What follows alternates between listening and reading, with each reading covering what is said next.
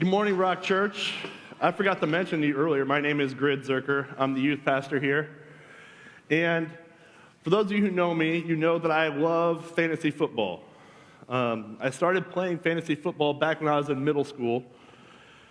And back then, you weren't able to get the up-to-date scoring, so you couldn't just pull your phone out and see how your team is doing while you watch on Sunday.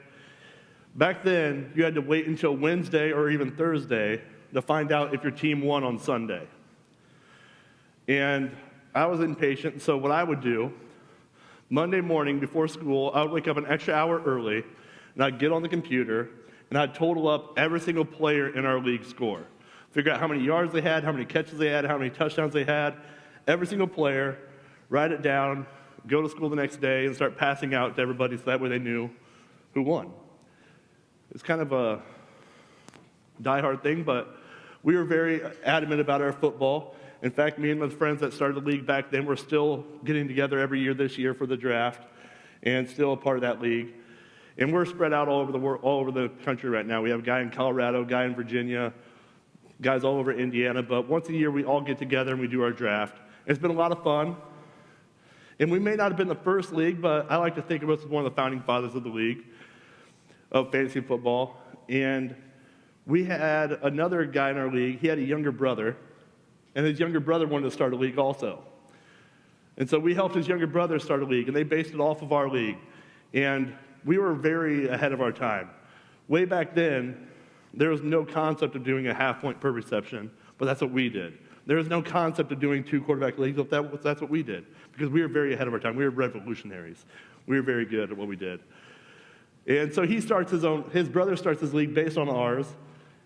And then a little bit later, they have another sibling in their league who wants to start one. So they start another one based on that league. And what ends up happening, there's three leagues that are all the same, but it's like generational. And so it was really cool to see how we were able to help generationalize when we have our own grandfather league, which I'm a part of. Then we have our children's league. Then we have our grandchildren's league. And in this room here, we have a lot of different generations. The first generation would be the greatest generation. Who in here would be considered to be part of the greatest generation? Anybody? No? All right. A few of you, okay, good.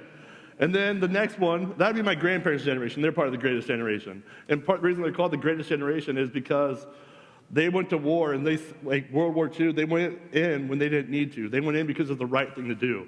And so they are the greatest generation. Then after that, baby boomers. Who in here is a part of the baby boomer generation? A few more. And then the next one would often be considered the forgotten generation. They didn't even get a name. They just got called Generation X. Who's part of Generation X? A few of you. And then the next one, what I consider to be the greatest generation, despite popular belief. Who's a proud millennial? A few of you. Then the last one would be the generation that me and Heather work with, Generation Z. Who in here is part of Generation Z? Or the I generation? So in this room alone, we span across 5 different generations. And the title of today's sermon is Helping the Next Generation. But before we do that, we have to define a couple things. The first thing we need to define is who is the next generation. Probably when you hear next generation, your mind typically goes to the Generation Z or the millennials. For today's purpose, that's not what we're talking about. Whenever I say next gen, I'm not talking about the Generation Z or the millennials. I'm talking about anyone who comes after you, behind you, or in a different season than you. That's what we're talking about when we talk about next generation. The other thing we need to define is what does it mean to win?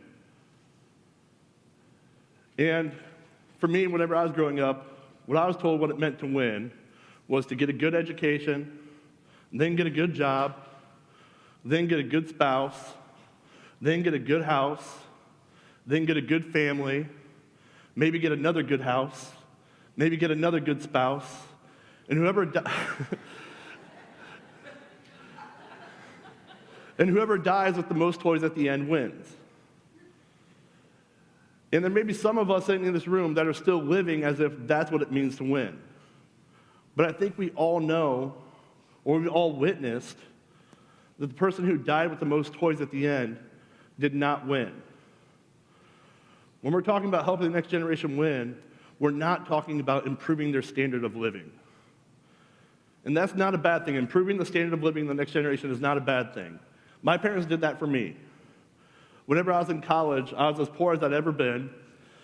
Me and some buddies, after Krispy Kreme would close, we'd go out there and we'd wait for them to take their donuts that they didn't use that day and throw them in the dumpster. And then me and my friends, we'd quickly jump in and grab a couple dozen donuts out of the dumpster and take back to the dorm room with us. And that may sound disgusting, but the donuts were in a box. They weren't on the bottom of the dumpster. They were on the top, so they weren't awful. It's not as disgusting as it sounds, but they tasted delicious because they're Krispy Kreme. And to help me with that, my parents, they would send care packages. They'd send money to me in college. They'd help me improve my standard of living so I didn't have to go dumpster diving. And so it's not necessarily a bad thing. But when we're talking about winning, we're talking about providing a standard for living. And to know what that means, we're going to go into Psalm 78. And Psalm 78 is one of the longer Psalms in the Bible. The longest one is Psalms 119, which if you get on the Bible app and you search the events, you'll see a bunch of stuff about RSM student leaders. The RSM student leaders just got done reading through Psalms 119 twice. Well, we're going to be in Psalm 78. And Psalm 78 was written by a guy named Asaph, and he lived during the time of King David. Is there a previous slide, Psalms 1 through 3? There we go. All right, this says this in Psalm 78. My people, hear my teaching. Listen to the words of my mouth. I will open the mouth with a parable. I will utter hidden things, things of old, things we've heard and known, things our ancestors have told us. And he's talking about the history of the Israelites here. He says things of old. He's already old to us because this was written over 2,000 years ago, so it's already old to us. And he's saying he's talking about things that are old to him still. So he's talking about the history of the Israelites, things similar to what we've been going through with the series on Joshua, about the courage of God, the grace of God, the power of God. He continues in the verse 4. We will not hide them from our descendants. We will tell the next generation the praiseworthy deeds of our Lord, his powers and his wonders he's done. It says they're going to tell the next generation. So I kind of want you guys to think to yourselves, what is it that you've been taught? To be polite, to treat others with respect. If you don't have anything nice to say, then don't say anything at all. Along with those things, we've also been taught morals and values. So now I want you to just kind of think, what are the people coming behind you being taught? Whether it be through TV, culture, music, or what is it that you're teaching them? Or more importantly, what are your actions teaching them? Verse 5, he continues. He decreed statutes for Jacob and established the law in Israel, which he commanded the ancestors to teach their children. He commanded the ancestors to teach their children. They were commanded to teach their next generation. Same today, we are commanded to teach our next generation. Verse 6, so the next generation would know them, even the children yet to be born, and they would in turn tell their children. This is really cool here because he's talking about 4 generations right here. He's talking about grandparents teaching parents, teaching kids, who will be teaching their kids who aren't yet born yet. So there's 4 generations here he's talking to with this.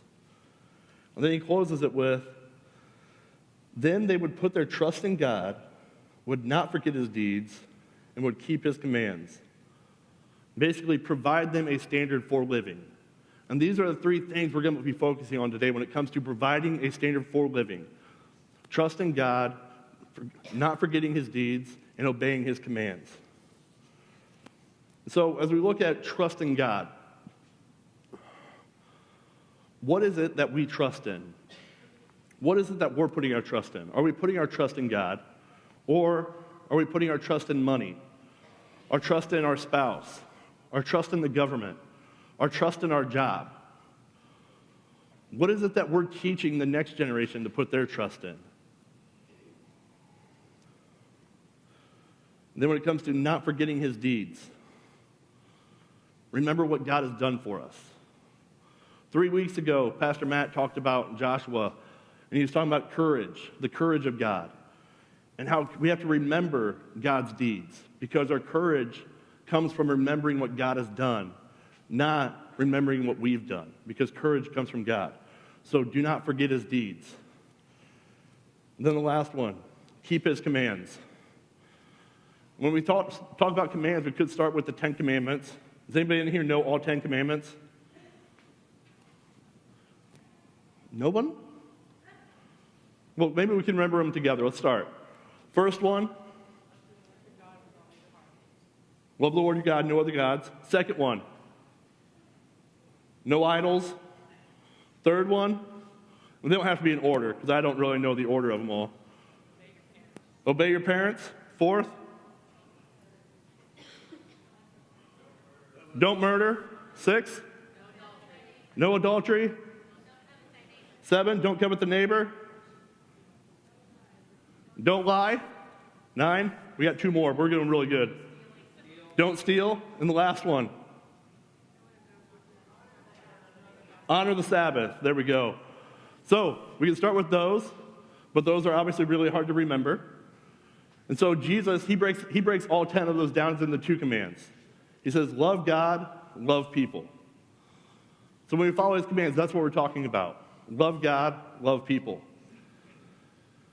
And most of us have lived a decade or more thinking that the world was all about us. And maybe today is your first time realizing that the world is not all about you. Because we were never meant to receive love and keep it. We were meant to receive love and give it. We get love poured into us, and then we pour love out to others.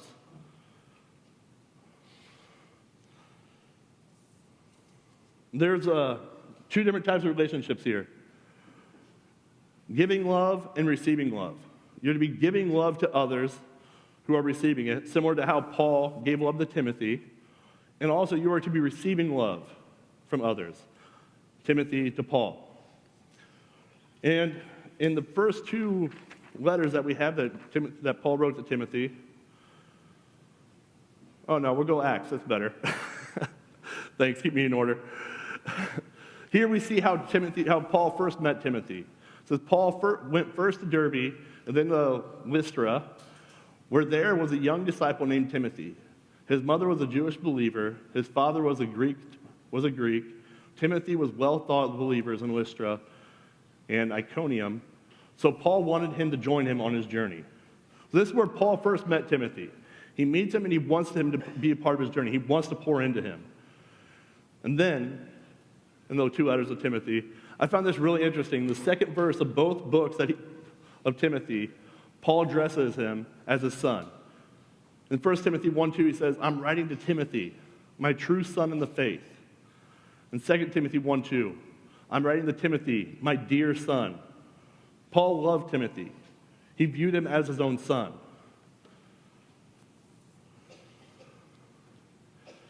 And then in Philippians and 1 Corinthians, he goes a little bit more detail about the love.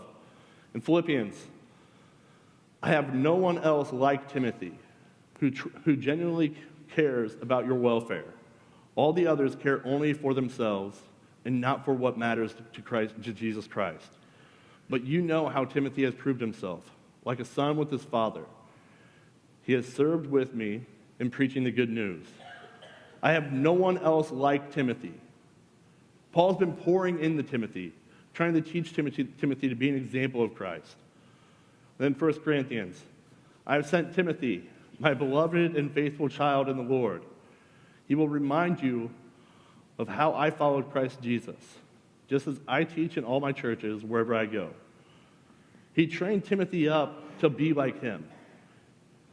Paul said, follow Christ as I follow Christ. And that's what Timothy did. And so Paul then sent Timothy out. And so you have those 2 relationships of pouring into somebody and being poured into. And both of those are very important in your life. You need to have both of those. You need to have somebody in your life pouring into you.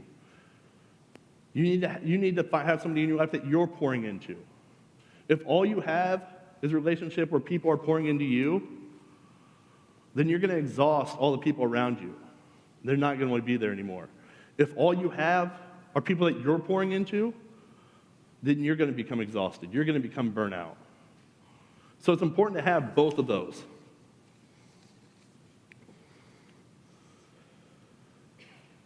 Next slide, please. All right. So how do we help the next generation win? And remember, when I'm saying next generation, I'm not talking about Gen Z or millennials. I'm talking about anyone who's coming after you, anyone who's in a different season than you. First, you have to choose to. You have to make the decision that you're going to help somebody. You have to take action. It's not just going to happen on its own. So first, you have to choose to help somebody. Second, you have to model/teach it. You have to be an example of what the standard is. That's what Paul did for Timothy.